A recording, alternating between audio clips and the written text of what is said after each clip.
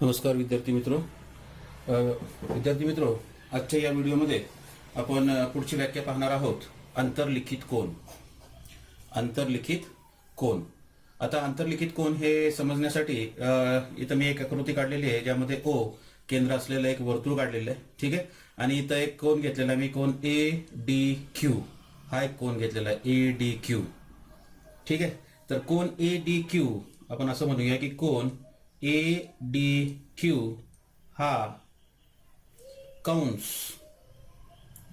ADQ चा अंतर्लिखित कोन आहे. अंतर्लिखित कोन आहे. ठीक आहे. अट त्याला एकच आहे की जो काय कोन असेल त्या कोनाचा शिरोबिंदू हा वर्तुळावरती असला पाहिजे. कुठे असला पाहिजे? वर्तुळावरती असला पाहिजे. तर तो कोन हा अंतर्लिखित कोन होणार आहे. तर तो कोन काय होणार आहे? अंतर्लिखित कोन होणार आहे. तर इथं कोन ADQ ही कंस ADQ हीच कंस घेणार आपण, कंस ADQ. अंतर्लिखित म्हणजे त्याला इंग्रजीमध्ये इन्स्क्राइब्ड अँगल म्हणतो, की जो कोन दिलेल्या कंसाच्या आतमध्ये बनत असेल. कुठे बनत असेल? आतमध्ये बनत. आता इथून इथपर्यंत ही कंस आहे आपली, बरोबर आहे का? इथून इथपर्यंत विशाल कंस आहे आणि या विशाल कंसच्या अंत्यबिंदू बाजून काय जातात? या कोनाच्या दोन भुजा जात आहेत आणि शिरोबिंदू जो आहे तो त्या कंसावरती आहे. तर या पद्धतीने जो कोन तयार होत असेल त्याला आपण काय म्हणणार आहे? अंतर्लिखित कोन असा म्हणणार आहे. ठीक आहे. ADQ चा अंतर्लिखित कोन आहे किंवा ADQ मध्ये अंतर्लिखित कोन आहे असं पण आपण इथं म्हणू शकतो. मध्ये. ठीक आहे. मध्ये अंतर्लिखित कोन आहे म्हणजे तो त्या कंसामध्ये बनणारा कोन आहे. फक्त एकच लक्षात ठेवायचं, जो कोणी अंतर्लिखित कोन असेल त्या कोनाचे नाव आणि तो कोणत्या कंसामध्ये अंतर्लिखित आहे त्या कंसाचे नाव एकच असते. जसं इथं कोन आहे ADQ आणि ती कंस कोणती? तर कंस पण कोणती आहे? तर ADQ हीच ती कंस आहे. समजतंय? तर या पद्धतीने ही पहिली व्याख्या झाली. अंतर्लिखित कोन समजले असेल तुम्हाला. इम्पॉर्टंट आहे कारण याच्या पुढचा जो मुद्दा आहे सराव संच 3.4 त्यामध्ये आपल्याला हे अंतर्लिखित कोन आणि आंतरखंडित कंस जी दुसरी व्याख्या आहे हे दोन्ही मुद्दे जे आहेत ते इम्पॉर्टंट आहे. ठीक आहे. आता आपण पाहूया आंतरखंडित कंस.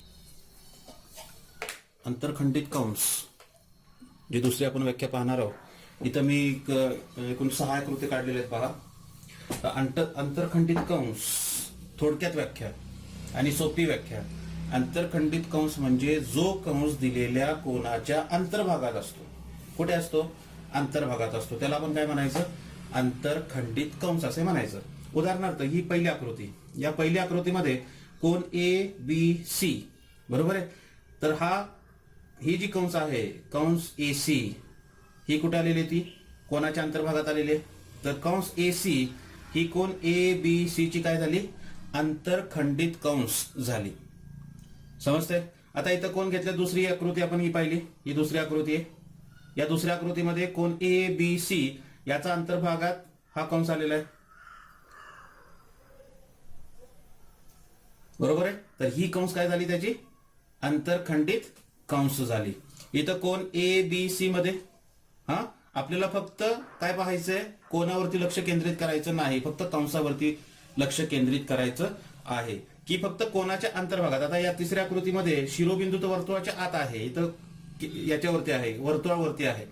इथं वर्तुळाच्या आत आहे शिरोबिंदू कोणाचा. बरोबर आहे. त्याच्याशी आपलं काही घेणं देणं नाहीये. फक्त आपल्याला काय पाहिजे की कंसाच्या कोणाच्या अंतर्भागात असणारी कंस. इथं कंस AC ही काय झाली? कोन ABC ची अंतरखंडित कंस झाली. तर या पहिल्या 3 आकृतीमध्ये जर आपण पाहिलं तर फक्त एकच कंस अंतरखंडित होते. पण चौथ्या आकृतीमध्ये आपण जर पाहिलं तर इथं 2 कंस अंतरखंडित होतात. एक तर ही कंस आली. इथं नाव देऊया आपण ABC. इथं D घेतो आणि इथं E घेतो. तर कंस DE ही एक अंतरखंडित कंस आहे आणि त्याच पद्धतीने कंस AC ही पण काय? अंतरखंडित कंस आहे. तसंच या कोणामध्ये कोन ABC मध्ये इथे सुद्धा ही एक कंस आणि ही एक कंस. ही काय? दी अंतरखंडित कंस आहे. ठीक आहे. इथं नाव देतो मी D. तर कंस DC आणि कंस AC या दोन्ही कंस काय आहेत? आंतरखंडित कंस आहेत. ही झाली 5वी आकृती आणि त्यानंतर ही 6वी आकृती. या 6वी आकृतीमध्ये ही कंस AC आणि त्याच पद्धतीने ही वरची कंस AC हे काय आहेत? आंतरखंडित कंस आहेत. तर पहिल्या 3 आकृतीमध्ये फक्त एकच आंतरखंडित कंस आहे, तर चौथी, 5वी आणि 6वी आकृतीमध्ये 2-2 आंतरखंडित कंस आहे. एक 2 बाबी लक्षात ठेवायच्या की आंतरखंडित कंसामध्ये आंतरखंडित कंसाचे जे अंत्यबिंदू असतात हे वर्तुळ आणि कोन यांचे छेदनबिंदू असतात. वर्तुळ आणि कोन यांचे काय असतात? ते छेदनबिंदू असतात. म्हणजे दोन्ही छेदणारे पाहिजेत. वर्तुळ आणि ज्या कोनाच्या ज्या बाजू असतील है ना. आता ही एक आकृती मी पाहिलेली पहा, 7वी आकृती. यामध्ये फक्त एकच बाजू AC ही काय करते? वर्तुळाला छेदते. BC छेदते का? नाही. तर इथं आंतरखंडित कंस मिळणार नाही. इथे एकही कंस ही आंतरखंडित कंस होणार नाही. तर कोनाच्या प्रत्येक बाजूवर कंसाचा एक अंत्यबिंदू असणे आवश्यक असते. हे एक इम्पॉर्टंट बाब आहे की कोनाच्या प्रत्येक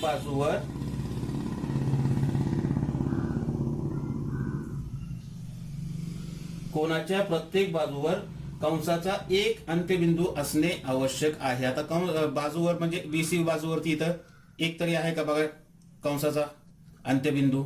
नाहीये. आहे का या आकृतीमध्ये? 7वी आकृतीमध्ये नाहीये. म्हणून हा जो कंस इथं तयार होत असेल तो कंस इथं आंतरखंडित कंस होणार नाही. बघा या 2 व्याख्या समजल्या का? अंतर्लिखित कोन आणि आंतरखंडित कंस या 2 व्याख्या समजल्या का तुम्हाला? इम्पॉर्टंट आहेत आणि याच्यावरती परीक्षेमध्ये हमखास प्रश्न असतो. समजलं सगळ्यांना? अंतर्लिखित कोन आणि आंतरखंडित कंस. ठीक आहे. आता याचा उपयोग करून आपण एक पुढचा प्रमेय पाहूया. प्रमेय या पद्धतीने दिलेला आहे. इम्पॉर्टंट प्रमेय आहे, परीक्षेमध्ये विचारला जातो हा प्रमेय. प्रमेय या पद्धतीने आहे की वर्तुळात अंतर्लिखित केलेल्या कोनाचे माप त्याने आंतरखंडित केलेल्या कंसाच्या मापाचे निम्मे असते. ठीक आहे. इथं आकृतीमध्ये आपण जर पाहिलं तर कोन BAC या कोनाचा शिरोबिंदू वर्तुळावरती आहे. याचा अर्थ तो आंतरलिखित कोन आहे. बरोबर आहे. आणि कोन BAC या कोनाच्या अंतर्भागामध्ये जर कंस आपण पाहिली तर ती आहे कंस, इथं एक नाव घेऊया आपण E. ठीक आहे. आणि इथं घेऊया D. तर कंस BEC किंवा BDC ही काय आहे? त्याने आंतरखंडित केलेली कंस आहे. तर त्या कोनाचे माप, आंतरलिखित कोनाचे माप त्याने आंतरखंडित केलेल्या कंसाच्या मापाचे काय असते? निम्मे असते. म्हणजे कोन BAC बरोबर 1/2 M कंस BDC. समजते? या पद्धतीने आपल्याला सिद्ध करायचं आहे. त्यामध्ये आपण सर्वप्रथम पक्ष लिहिणार की O केंद्र असलेल्या वर्तुळात कोन BAC हा कंस BAC मध्ये आंतरलिखित केलेला कोन आहे आणि या कोनामुळे कंस BDC आंतरखंडित झाला आहे. ठीक आहे. तर साध्य करायचं आपल्याला कोन BAC बरोबर 1/2 M कंस BDC. त्यासाठी रचना केलेली आपण काय केले तर आपण OA हा काढलेला आहे, तो वर्तुळाला बिंदू E मध्ये काय करतोय? छेदतोय. आणि त्याच पद्धतीने OC हा आपण काढलेला आहे. ठीक आहे. सुरुवातीला मी तुम्हाला तोंडी समजावून सांगतो, त्यानंतर आपण पुढचं त्याची सिद्धता पाहूया. ठीक आहे. एवढी आपण रचना केल्यानंतर एकदम सोपं आहे. त्रिकोण OAC इथं मिळालेला आपल्याला त्रिकोण OAC. या त्रिकोण OAC मध्ये OA बाजू ही एकरूप होणार आहे OC शी, कारण एकाच वर्तुळाच्या त्रिज्या. याचा अर्थ त्रिकोण OAC हा काय झाला?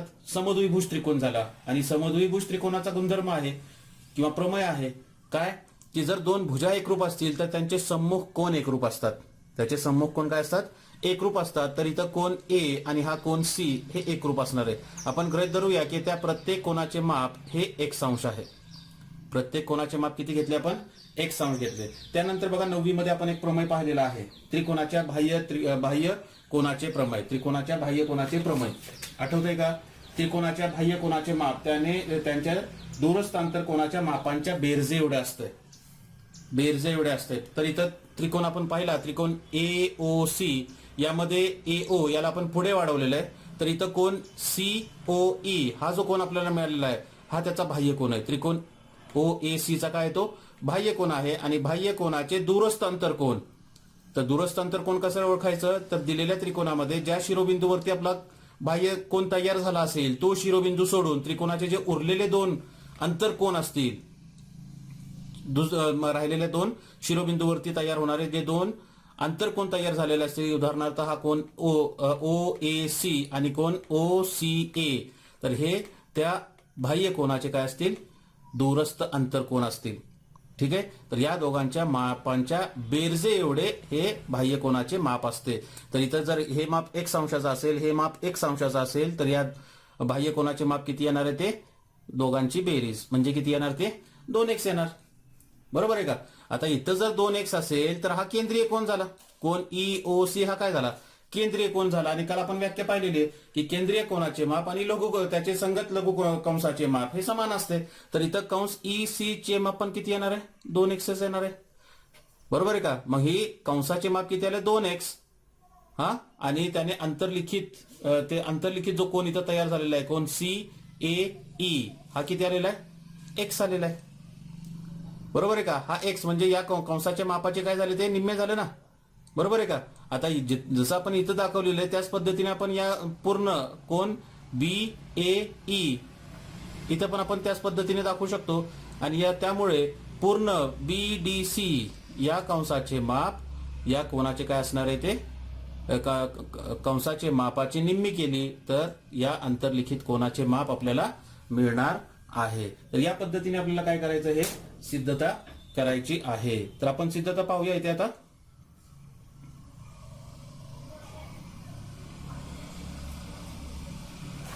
त्रिकोण AOC मध्ये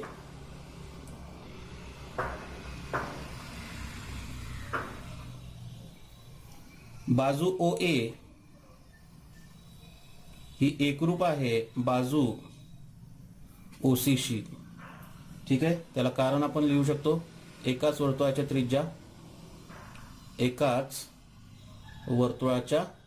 त्रिज्या. बरोबर आहे. आणि म्हणून कोन OAC हा एकरूप होईल कोन OCA शी. त्याला कारण देऊया आपण, समद्विभुज त्रिकोण प्रमेयनुसार. समद्विभुज त्रिकोण प्रमेय, आपण याच्या आधी पण हा प्रमेय वापरलेला आहे. ठीक आहे. समजा कोन OAC बरोबर कोन OCA बरोबर x अंश. प्रत्येक कोनाचे माप आपण किती घेऊया, x अंश घेऊया. ठीक आहे. आता कोन EOC बरोबर कोन OAC अधिक कोन OCA. त्याला कारण देऊया आपण त्रिकोणाच्या बाह्य कोनाच्या प्रमेय. त्रिकोणाच्या बाह्य कोनाचे प्रमेय. त्रिकोणाचा बाह्य कोनाचा प्रमेय आहे पहा, 9वीच्या पुस्तकामध्ये तुम्हाला मिळेल तो. ठीक आहे. त्यावरून त्याची किंमत मिळेल तुम्हाला x अधिक x म्हणजेच किती येणार, हे एकूण 2x अंश. ठीक आहे. पण कोन EOC हा काय, केंद्रीय कोन आहे, केंद्रीय कोन आहे. ठीक आहे. आणि म्हणून M कंस EC या कंसाचे माप पण किती येणार, 2x अंश येणार. लघु कंसाचे माप त्याच्या संगत केंद्रीय कोनाच्या मापा एवढे असते. आपण व्याख्या पाहिलेली आहे. ठीक आहे. कंसाच्या मापाच्या व्याख्येनुसार, कंसाच्या मापाच्या व्याख्यानुसार व्याख्या आपण पाहिलेली आहे त्याची. बरोबर आहे. कंसाच्या मापाच्या व्याख्यानुसार. आता याला आपण याला 1 नंबर देऊया आणि याला नंबर 2 देऊया. आणि म्हणून 1 व 2 वरून, आणि म्हणून 1 व 2 वरून, 1 व 2 वरून काय मिळेल तुम्हाला, तर कोन OAC बरोबर कोन EAC आता OAC याच कोणाला आपण EAC सुद्धा म्हणू शकतो, बरोबर आहे. बरोबर 1/2 M कंस EC, M कंस EC. ठीक आहे. याला आपण नंबर देऊया नंबर 3 आणि त्याला कारण देऊ शकतो आपण A', O', E. म्हणजे हे तिन्ही बिंदू जे आहेत ते कसले बिंदू आहेत, एक रेषीय बिंदू आहे. ठीक आहे. तर इथपर्यंत समजलं तुम्हाला. तर इथं आपण आलेलो आहे कोण OAC बरोबर 1/2 आणि म्हणून कोण OAC बरोबर 1/2 M कंस सॉरी OAC नव्हे तर EAC बरोबर M कंस EC, M कंस EC. ठीक आहे. याला आपण नंबर 3 देऊया कोण EAC बरोबर 1/2 M कंस EC.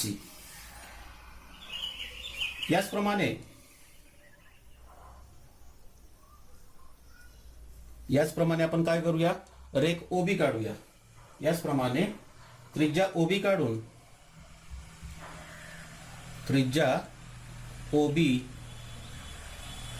काढून आपण दाखवू शकतो की कोण EAB काढून कोण EAB बरोबर 1/2 M कंस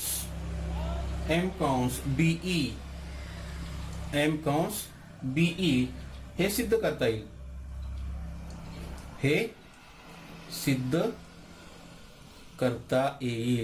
येईल का बघा. याच पद्धतीने इथं जी आपण क्रिया केली तीच क्रिया इथं करायची. OB ला जोडायचं आपल्याला या पद्धतीने आणि इथं जसं आपण गृहीत धरलं त्याच पद्धतीने आपल्याला हे दाखवता येईल की कोण EAB बरोबर 1/2 M कंस BE. ठीक आहे. याला आपण नंबर देऊया नंबर 4. याला नंबर किती देऊया, नंबर 4. आणि म्हणून 3 व 4 वरून आता 3 आणि 4 वरून काय मिळेल आपल्याला, तर कोण BAC बरोबर दोन्ही कोणांची बेरीज करूया. EAC मध्ये EAB मिळवलं आपण डाव्या बाजूमध्ये डावी बाजू, तर तुम्हाला मिळेल कोण, लिहितो बघा मी इथे, कोण EAC अधिक कोण EAB बरोबर 1/2 M कंस EC अधिक 1/2 M कंस BE. ठीक आहे. तर EAC अधिक EAB काय मिळेल बघा, EAC अधिक EAB म्हणल्यानंतर पूर्ण BAC मिळेल. तर कोणाची बेरजेनुसार कोण BAC बरोबर 1/2 सामायिक घेतला मी आणि कंस EC अधिक BE, ही EC मध्ये BE मिळवली तर मला पूर्ण BDC ही कंस मिळेल आणि म्हणून M कंस काय मिळणार आहे तिथं, BDC. ठीक आहे. आणि म्हणून कोण BAC बरोबर 1/2 M कंस BDC. या पद्धतीने याची काय झाली, ही सिद्धता झाली. ठीक आहे. आता यानंतर वर्तुळात अंतर्लिखित केलेला कोन आणि वर्तुळ केंद्र या संबंधित 3 शक्यता संभवतात. वर्तुळ केंद्र कोणाच्या भुजेवर असेल, इथं वर्तुळ केंद्र कोणाच्या भुजेवर असेल. उदाहरणार्थ जर आपण इथं कोन EAC हा कोन घेतला तर हा कोन EAC च्या भुजेवरती केंद्र आहे, बरोबर आहे.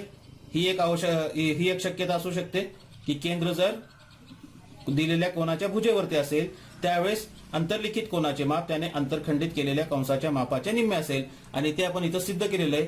कुठे सिद्ध केलं इथं आपण, कोन EAC, इथं कोन EAC बरोबर 1/2 M कंस EC. समीकरण 3 मध्ये आपण ते काय केलेलं आहे, सिद्ध केलेलं आहे. आणि जर वर्तुळ केंद्र हा दिलेल्या कोनाच्या अंतर्भागात असेल, कसा असेल, अंतर्भागात, तर इथं या समीकरण नंबर 4 मध्ये 4 नव्हे, याला आपण नंबर देऊया नंबर 5 मध्ये आपण सिद्ध केलेलं आहे की कोन BAC चे माप हे त्याने अंतरखंडित केलेल्या कंसाच्या मापाच्या निम्मे असते. म्हणजे BAC बरोबर M कंस BDC. इथं केंद्र जो आहे तो दिलेल्या कोनाच्या कुठे आहे, अंतर भागात आहे, बरोबर आहे. आता तिसरी एक शक्यता असू शकते की जर दिलेला वर्तुळ केंद्र हा कोनाच्या बाहेरच्या बाह्य भागामध्ये असेल. कुठे असेल, बाह्य भागामध्ये असेल तर त्याची आकृत्या मी इथं दाखवतो तुम्हाला, काढून पहा.